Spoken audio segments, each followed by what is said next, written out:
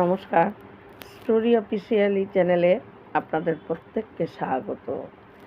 আমি আজকে দুটো ছোট ছোট কাহিনী বলছি। একটা হলো বৃন্দাবনে যে অনন্য ভক্ত মাধব দাস, তার সম্বন্ধে তার কাহিনীটি বলছি। আর তুলসী দাসের মৃত্যু কী করে হয়েছিল সেটা বলছি। আসলে ভগবান শ্রীকৃষ্ণকে আমরা কেউ বলে কৃষ্ণ কেমন, আসলে যার মন যেমন কৃষ্ণ তেমনই। কৃষ্ণকে জানা, তাকে ধরা, তাকে ছোঁয়া অসম্ভব। যার কোনো আদি অন্ত নেই, যার কোনো শেষ নেই, সেটাই হলো কৃষ্ণের স্বভাব। তিনি যতটুকু জানাতে চায় ততটুকুই আমরা জানতে পারি, কিন্তু তার জানানোর ইচ্ছা যেটা না থাকে, শত চেষ্টা করলেও তার কথা, তার লীলা আমরা জানতে পারি না। তাই তার ইচ্ছাতেই আমরা যতটুকু জানার ততটুকু জানতে পারি। তাকে বোঝার মতো শক্তি বড় বড় ঋষিরা সারা জীবন ধ্যান তপস্যা করেও ভগবানকে বোঝা তো দূরের কথা, তার দর্শনই দুর্লভ। তাই তার সম্বন্ধে আমরা কি বলতে পারি? ভগবান শ্রীকৃষ্ণ তার মতো দয়ালু স্বভাব আর কারণে। তিনি ভক্ত বাঞ্ছাকারী ভগবান, পতিত পাবন ভক্তবৎসল্য তার নাম পড়েছে, কারণ তার স্বভাবের জন্য। তার মতো করুণা, তার মতো দয়া আর কার আছে? তাই মাধব দাস বৃন্দাবনে তিনি অনন্য ভগবানের ভক্ত। প্রত্যেকের মধ্যে তিনি ঈশ্বরকে দর্শন করতেন, সবার মধ্যে তিনি কৃষ্ণকে দেখতে পেতেন। তার মধ্যে প্রত্যেকটা জীব, প্রত্যেকটা মানুষের মধ্যে কোনো ভেদ ছিল না। সবার মধ্যে তিনি তার শ্যাম সুন্দরকে তিনি দেখতে পেতেন। আর ভক্তি, এটাই হলো সর্বশ্রেষ্ঠ ভক্তি। যখন ভক্তি সর্বোচ্চ উঁচু স্থান পেয়ে যায়, তখন সে সবার মধ্যে ঈশ্বরকে দর্শন করতে পারে। তার মধ্যে কোনো ভেদ থাকে না, ভালো খারাপ এই সব জিনিস তার মধ্যে থাকে না। সবার মধ্যে সে ঈশ্বরকে দর্শন করতে পারে। তাই তার ভিতরে রাগ, দুঃখ সব কিছু চলে যায়। তাকে কেউ যদি খারাপ কথা বলে, তাতেও তার খারাপ লাগে না। তার যদি প্রশংসা করে, ভক্তের এই গুণ হলো সর্বশ্রেষ্ঠ। উঁচুতে যখন ভক্ত হয়ে যায়, তার সামনে যদি তার নিন্দা করে, তাতেও তার কোনো যায় আসে না। তার সামনে যদি তাকে প্রশংসা করে, সেই প্রশংসাতেও তার অহংকার বা কোনো কিছু হয় না। একই রকম ভাব তার মধ্যে থাকে। সবার মধ্যে সে ঈশ্বরকে দেখতে পায়। তাই বিবাদ, শত্রু তার কেউ থাকে না। তার লড়ার মতো কার সঙ্গে সে লড়বে? সে যে প্রত্যেকের মধ্যে ভগবানকে দেখতে পাচ্ছে। আসলে এটাই হলো ভক্তের আর ভক্তির শ্রেষ্ঠ স্থান। তাই মাধব দাস এইরকম একজন ভক্ত ছিল, যিনি প্রত্যেকের মধ্যে, প্রত্যেকটা জীবের মধ্যে তিনি ঈশ্বর, তার আরাধ্য দেবতা ভগবান শ্রীকৃষ্ণকে তিনি দর্শন করতেন। তার বৃন্দাবনে এক পা জমি ছিল না যে সেখানে একটা কুটির করে সে থাকবে। খাওয়ার কোনো ব্যবস্থা ছিল না, ভিক্ষাও তিনি করতেন না। খাওয়া দাওয়ার জন্য কোনো ব্যবস্থা নেই, থাকার কোনো জায়গা নেই, কিন্তু তিনি সারা রাতের বেলা কুঞ্জর, বৃন্দাবনের লতা পাতা বন, সেখানেই সে কোনো রকমের রাত কাটিয়ে দিত। আর দিন হতেই যমুনায় স্নান করে ভগবানের নাম জপ করাই ছিল তার একমাত্র কাজ। কিন্তু মধ্যাহ্নে সে কী করত? মধ্যাহ্নে তার আশ্রমে সেখানে সাধু বৈষ্ণব তাদেরকে ভোজন করানো হতো। আর মাধব দাস কী করত? ওই সাধু বৈষ্ণব তারা খেয়ে যাওয়া পর তাদের পাতে যে অবশিষ্ট পড়ে থাকতো, সেই অবশিষ্টগুলো সমস্ত পাতের অবশিষ্ট একটা পাতার মধ্যে ঢেলে এবং সেই পাতাটাকে নিয়ে তারপরে ওই ভগবানকে ভোগ দিয়ে তারপর সেটা সে খেত। এটাই ছিল তার জীবন ধারণের, এইভাবেই তার জীবন চলছিল। তার আর অন্য কোনো কিছু ছিল না, তিনি ভিক্ষাও করতেন না। প্রতিদিন তিনি ওই সমস্ত সাধু বৈষ্ণব তারা খেয়ে ওঠা পর তাদের পাতে যে অবশিষ্ট থাকতো, আর সেই অবশিষ্ট একটা পাতার মধ্যে ঢেলে নিয়ে সেটাকে ভগবানের নামে নিবেদন করে ভোগ দিয়ে সেটাকে গ্রহণ করত। এটাই ছিল মাধব দাসের প্রতিদিনের কাজ। একদিন মাধব দাসের ভগবানের জপ করতে করতে মধ্যাহ্নে যখন সে ওই সাধু গুরু বৈষ্ণবদের যখন সে সমস্ত পাতার থেকে একটা পাতায় আনার জন্য, তাদের প্রসাদ আনার জন্য সে যখন আনতে যায়, তখন তার এতটা খিদে পেয়ে যায়, সে আর কি করবে।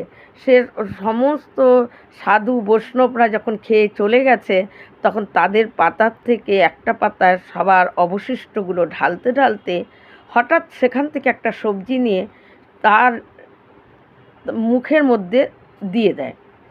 এখন মুখের ঢোকাতেই তার মনে পড়ে যায়, আরে আমি তো ভগবানকে আমার শ্যামসুন্দরকে ভোগই দেইনি, তাহলে আমি কি করে এটা খাই? তাই সে কি করে দুটো দাঁতের মধ্যে ওটা চিপে নেয়, না গিলতে পারে, কারণ ভগবানের ভোগ হয়নি, তাই সে গিলতে পারছে না। এখন মুখ থেকে যে সেটা ফেলে দিবে, সেটা সাধু বৈষ্ণব প্রসাদ, বৈষ্ণবের প্রসাদ সে কী করে ফেলবে? এদিকে গিলতেও পাচ্ছে না, যেহেতু ভগবানের ভোগ দেয়নি, তাই ভগবানের ভোগ না দিয়ে সে কোনো দিন কোনো কিছু গ্রহণ করে না। আর সেখানে ভগবানের ভোগ হয়নি, সে কী করে গিলে ফেলবে? আর এদিকে ফেললে সাধু বৈষ্ণব প্রসাদের মানে অমান্য করা হবে। বৈষ্ণবের একটা সম্মান, একটা মর্যাদা, একটা তাদের উপর বৈষ্ণব অর্থাৎ ভগবানের যারা ভক্ত তাদেরকেই তো বৈষ্ণব বলা হয়। তাই বৈষ্ণব প্রসাদ হলো অমূল্য, আর সেই বৈষ্ণব প্রসাদ সে মুখ থেকে কী করে ফেলে দেয়?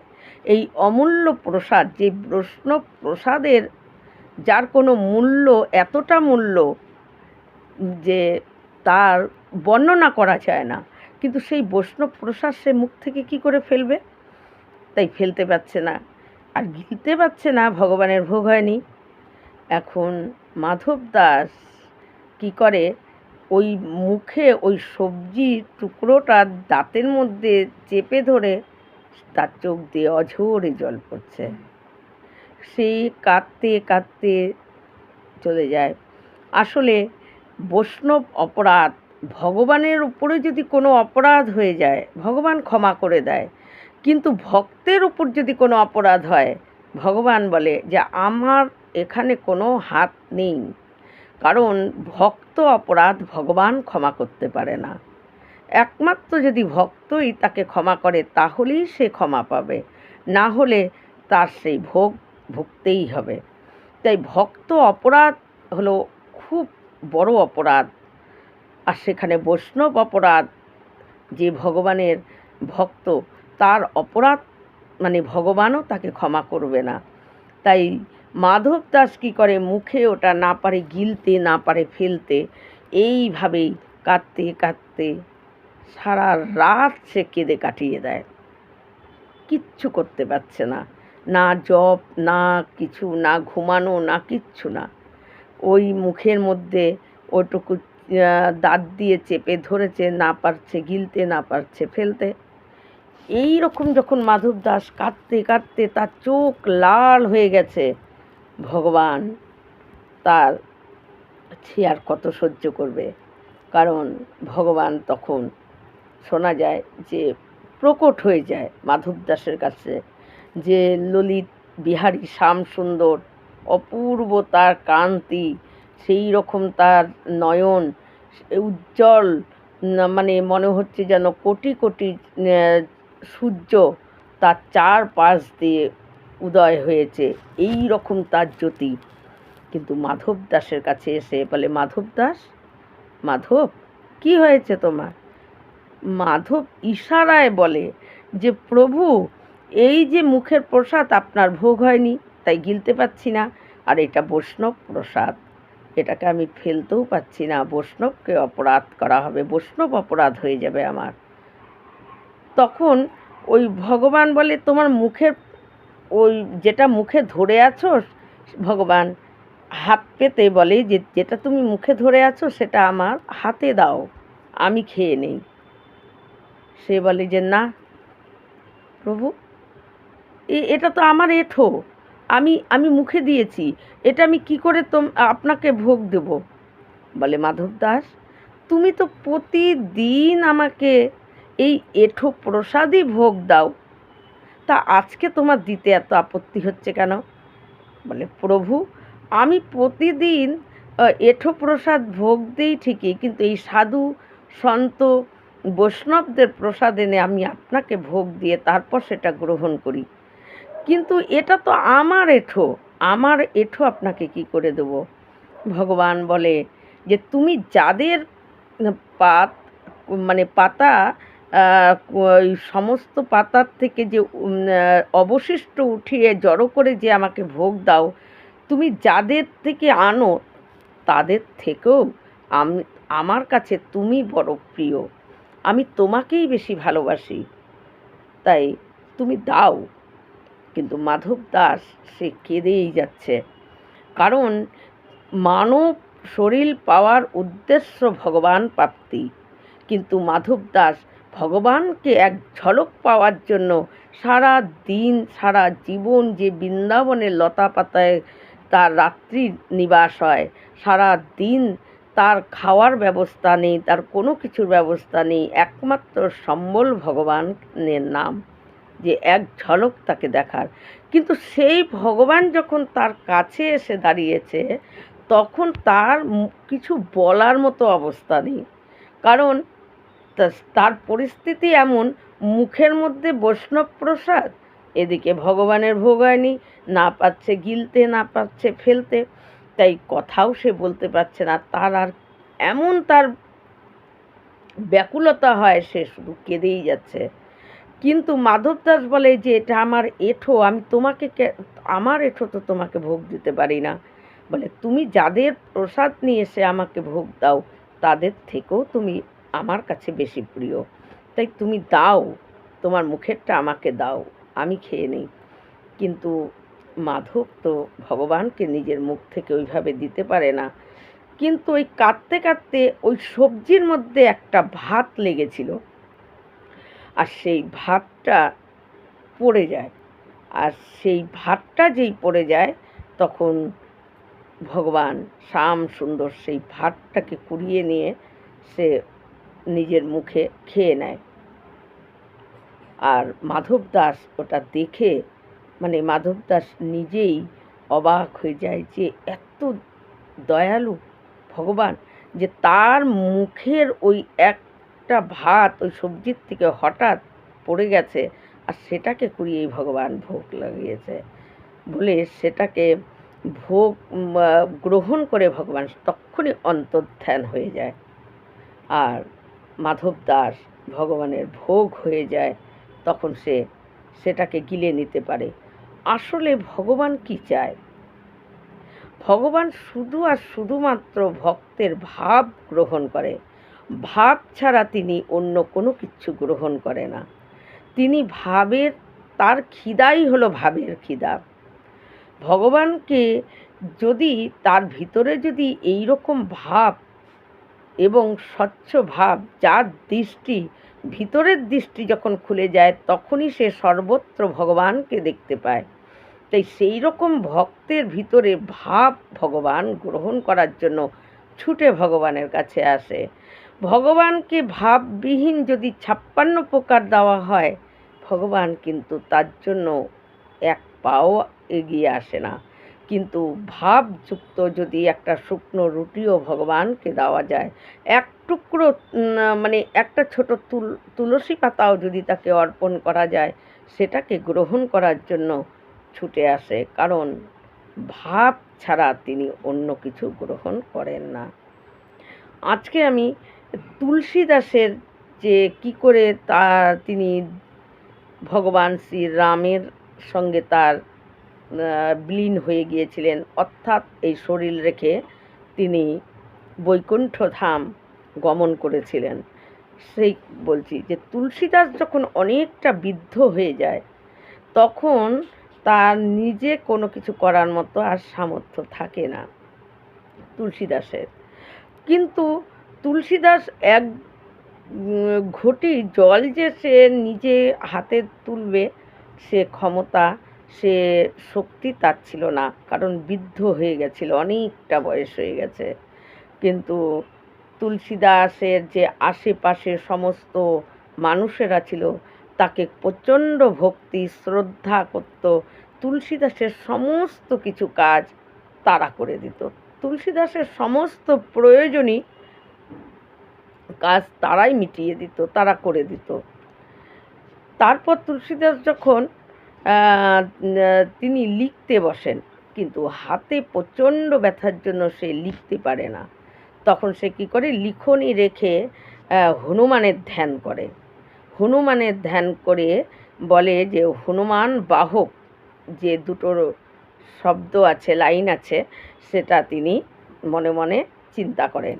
আর হনুমান প্রসন্ন হয়ে তুলসীদাসের কাছে আসে, এবং তারপরের দিন তুলসীদাস যখন আশ্রমে রাম কথা বলতে যায়, সেই রাম কথায় হনুমানজি সেখানে সেই রাম কথা শুনতে আসে। সমস্ত লোকের ভিড়ের মধ্যে হনুমানজি সেখানে তুলসীদাসের মুখ থেকে রাম কথা শ্রবণ করে।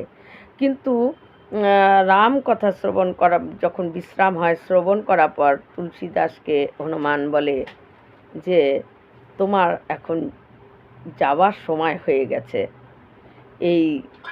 এখানে আর তোমার থাকতে হবে না, তোমার ভগবানের কাছে রাম চরণে তোমার জায়গা হয়ে গেছে, তোমার দিন শেষ। বলে হনুমান কি করে, একটা পাতা তুলসীদাসের দিকে ছুঁড়ে দিয়ে হনুমানজি সেখান থেকে অন্তর্ধান হয়ে যায়। আর তুলসীদাস সেই পাতার মধ্যে লিখে রাম, রাম লিখে তিনি ওইখানে রাম কথা যেখানে বলছিলেন সেইখানে বসেই ওই পাতার মধ্যে মাথা রেখে তুলসীদাস তার দেহ রেখে তিনি ভগবান রামের চরণে বিলীন হয়ে যান। তাই এইভাবে তুলসীদাসের মানে তিনি দেহ রেখেছিলেন। আর তুলসীদাস যে হনুমান বাহক যেটা লিখেছে, সেই হনুমান বাহকের গুণ এতটা যে হনুমান বাহক যদি কেউ প্রতিদিন পাঠ করে, তার জীবনে কোনো রোগ ব্যাধি তাকে মানে গ্রাস করতে পারে না, সেই রোগ ব্যাধির থেকে সে মুক্ত হয়ে যায়। তাই হনুমান বাহক তার গুণ অপার। যদি রোগ ব্যাধি থেকে মানে মুক্ত হতে কেউ চায়, তাহলে হনুমান বাহক প্রতিদিন যদি কেউ নিত্য পাঠ করে, তাহলে তার জীবনে রোগ, বড় বড় রোগ ব্যাধি তাকে কষ্ট দিতে পারে না। এই রকম ভিডিও পাওয়ার জন্য আমার চ্যানেলটিকে সাবস্ক্রাইব করবেন। নমস্কার।